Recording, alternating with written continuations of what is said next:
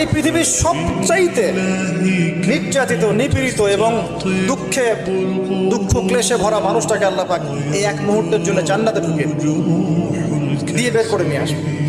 বলবেন যে দুনিয়াতে দুঃখে ছিল, কষ্ট ছিল, এই ব্যক্তি বলবে আল্লাহ কষ্ট কি জিনিস আমি জানি, কষ্ট কাকে বলে আমি কষ্টের সংজ্ঞাই জানি না।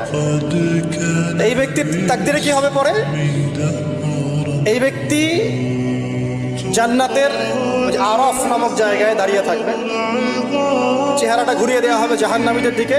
সে বলবে যে আল্লাহ চেহারাটা খালি আমাকে জান্নাতের দিকে ঘুরায় দাও, আমি জান্নাতে যেতে চাচ্ছি না, খালি চেহারাটা ঘুরায় দাও, বাস এনাফ।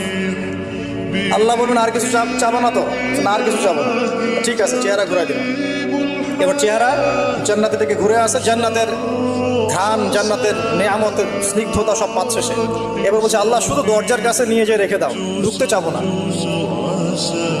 আল্লাহ বলবেন যে এইবার কথা দিয়ে কথা রাখবা, ঠিক আছে, জান্নাতের দরজার সামনে গিয়ে রেখে দাও।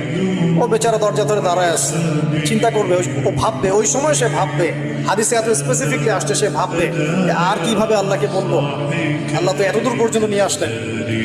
এরপর বলবে যে জাস্ট একটু উকি দিব, আল্লাহ খালি একটু উকি দিব, ঢুকানোর দরকার নেই, খালি উকি দিব। আল্লাহ পাক বলবেন দেখো আদম সন্তান, তোমরা কিন্তু কথা খুব কম রাখো। আদম সন্তান তোমরা কথা দিয়ে কথা রাখতে পারো। ওই যে আদম আলাইহিস সালামকে বলা হয়েছিল না, ওয়ালা তাকরাবা হাযিহি শাজারা, তোমরা গাছের কাছে যেও না, তাও তারা গাছের কাছে চলে গেলেন। তোমরা কথা দিয়ে কথা রাখো না। এবার উকি দিয়ে সে বলবে আল্লাহ এতদূর যখন নিয়ে আসছো, আল্লাহ আমাকে আর এখান থেকে দূরে ঠেলে দিও না, আমাকে ঢুকায় দাও আল্লাহ জান্নাতে। আল্লাহ পাক তাকে জান্নাতে ঢুকায় দিবেন এবং এই দুনিয়া